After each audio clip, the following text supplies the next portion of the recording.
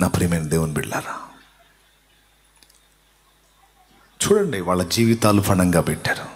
నీ అప్పులు ఉన్నాయి నాకు తెలుసు, నీకు ఉద్యోగం రాలా నాకు తెలుసు, పెళ్లి కాలా నాకు తెలుసు, పిల్లలు లేరు నాకు తెలుసు, కుటుంబంలో సమాధానం లేదు నాకు తెలుసు, రకరకాల సమస్యలతో ఉన్నావు నాకు తెలుసు. కానీ ఇవన్నీ ఎరుగుండి కూడా ఈ మాట ఎందుకు చెప్తున్నా తెలుసా? దేవుడు నీ నుంచి ఆశిస్తున్న ఆ కర్తవ్యాన్ని నువ్వు నెరవేర్చడం మొదలుపెట్టినప్పుడు దానికి అడ్డుగా ఉన్న ప్రతిదీ నా ప్రభు తీసేస్తాడు.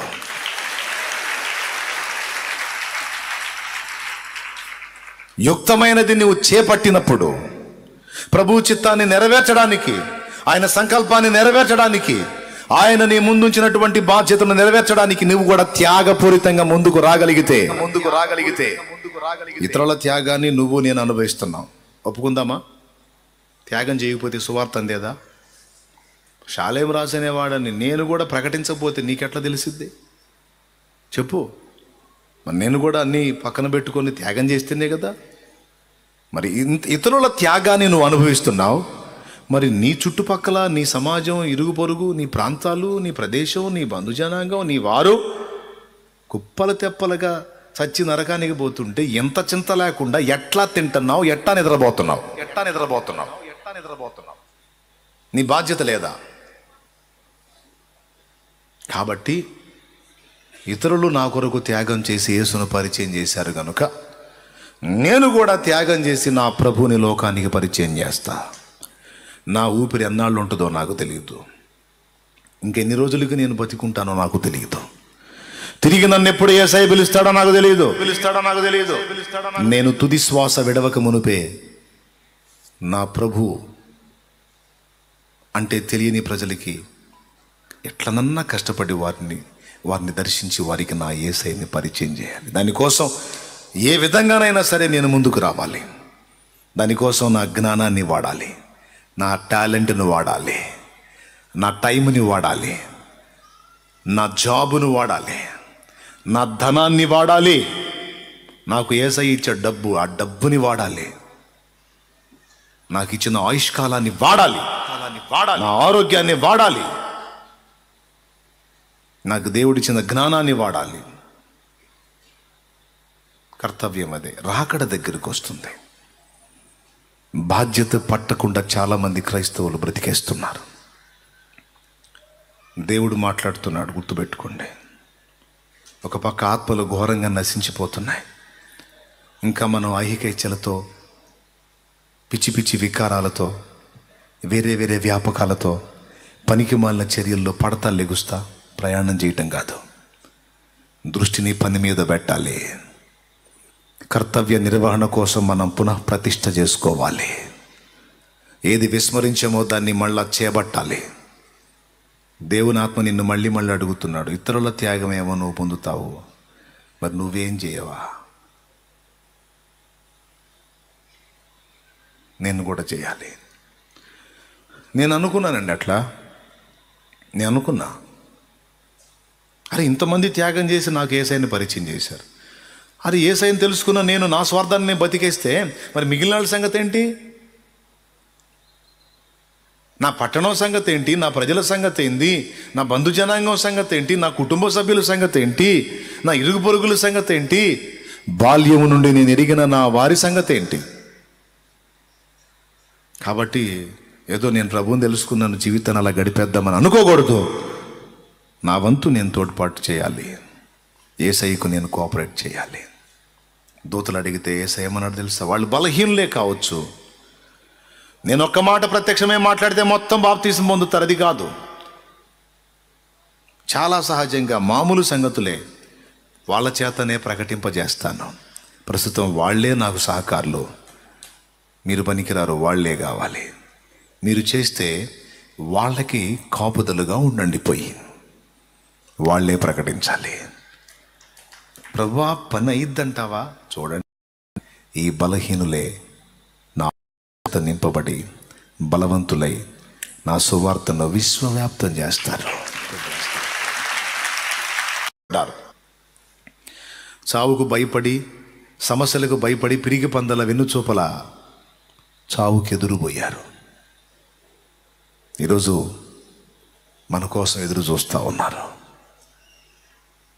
త్వరగా కానియండి, ప్రభు వచ్చేస్తున్నాడు, రెడీగండి, ప్రకటించండి, జాగ్రత్త పడండి, అన్నిటి అంతము సమీపమైందని మాట్లాడుతున్నారు. ఈరోజు ఈ రాత్రి ఆల్ నైట్లో మనం ఇది తెలుసుకుందాం, జాగ్రత్త పడదాం. మన కర్తవ్యాన్ని ఎప్పుడైతే మనం గుర్తించి బాధ్యతను ఎరిగిన కూతురులాగా, బాధ్యతను ఎరిగిన కొడుకులాగా నువ్వు పనిచేయటం మొదలు పెడతావో, ఇక నీ మిగిలిన సంగతులన్నీ ఆయన చూసుకుంటాడు. ఇప్పుడు నా బిడ్డ ఉన్నాడండి, నా కుమారుడే ఉన్నాడు. ఒకప్పుడు పిల్ల చేష్టలు చేశాడు. పిల్ల చేష్టలు చేసి నేను ఒకటి చెబితే వాడు ఒకటి చేసి నన్ను ఇబ్బంది పెట్టి తడవకు వచ్చి నన్ను నాకు అది కావాలి, నాకు ఇది కావాలంటే నేనేమన్నాను తెలుసా? నోరు మూసుకొని కూర్చో, ఏంట్రా ఏం చెట్లకు కాస్తున్నాయి అంటాను. అదే కుమారుడు బాధ్యత నెరిగి ప్రయోజకుడై వాడు కూడా నాతో కలిసి కష్టించి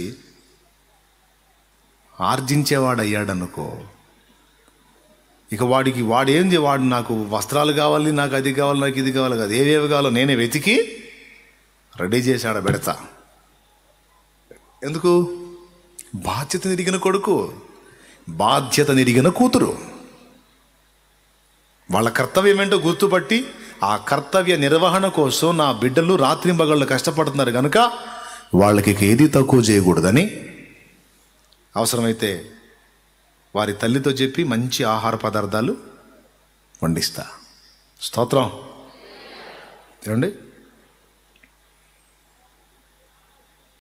విశ్వాసులు కావచ్చు, పరిచారకులు కావచ్చు, అందరూ కూడా నేను చెప్తున్నా, ఆయన అన్యాయస్తుడు కాదు, నమ్మదగినవాడు. ఎప్పుడైతే నువ్వు కర్తవ్యాన్ని గుర్తించి బాధ్యత నెరిగి పనిచేయటం మొదలు పెడతావో, ఆలోచించటం మొదలు పెడతావో, ఇక నీ మీద ఆయన బాధ్యత తీసుకుంటాడు. ఖచ్చితంగా. అసలు ఏమీ చేయనప్పుడే ఇప్పుడే ఎన్నో బాధ్యతలు తీసుకొని నీ పక్షాన్ని ఎన్నో కార్యాలు చేశాడు. అలాంటిది ఆయన నీకు అప్పగించిన బాధ్యతను చక్కగా నెరవేరిస్తే అవుతాడండి. చాలాసార్లు చెప్పా, మళ్ళీ ఒకసారి గుర్తు చేస్తా. ఇది కూడా ఎద్దు వ్యవసాయానికి సంబంధించిందే. పొలంలో పని మొదలు పెట్టేటప్పుడు రైతు ఫస్ట్ పొలంలోకి అడుగు పెట్టేది ఎద్దు. అవునా? ఎద్దా కాదా? బండి పోవాలన్నా ముందు ఎద్దు అడుగు పెట్టలేకండి, అరకపోవాలన్నా ఎద్దు అడుగు పెట్టలేకండి, ఎరువు చల్లాలన్నా ఎద్దే అడుగు పెట్టలేకండి. రైట్. పొలం పని ప్రారంభమయ్యేటప్పుడు ఎద్దు పొలంలోకి అడుగు పెట్టిద్ది. పొలమంతా పండి కుప్పగొట్టి బస్తాలకెత్తి గింజ ఇంటికి చేర్చేది కూడా ఎద్దే. ప్రారంభం దాంతోనే, చివరికి ధాన్యం అంతటిని కళ్ళము దొక్కేది ఎద్దే, బస్తాలను ఇంటికి చేర్చేది ఎద్దే,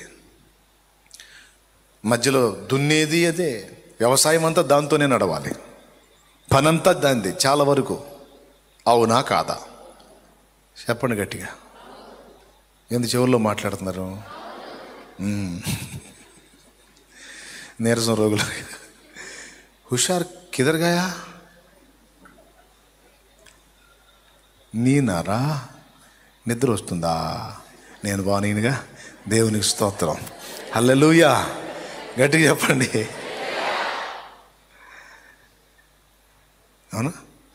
ఒక రైతు 10 ఎకరాలు వరి పొలం వేసాడు అనుకో. ఎకరానికి బాగా పండింది, 40 బస్తాలు అయింది అనుకుందాం. 40 బస్తాలు. 10 ఎకరాలకి ఎన్ని బస్తాలు? 400 బస్తాలు. 400 బస్తాలని చక్కగా మెట్టుగడితే ఒక 4 సెంట్ల స్థలం ఎక్కువ అయిపోయింది. 4 సెంట్ల స్థలం కాదా? ఎక్కువ. గట్టిగా ఒక 3 సెంట్ల స్థలం సరిపోయింది.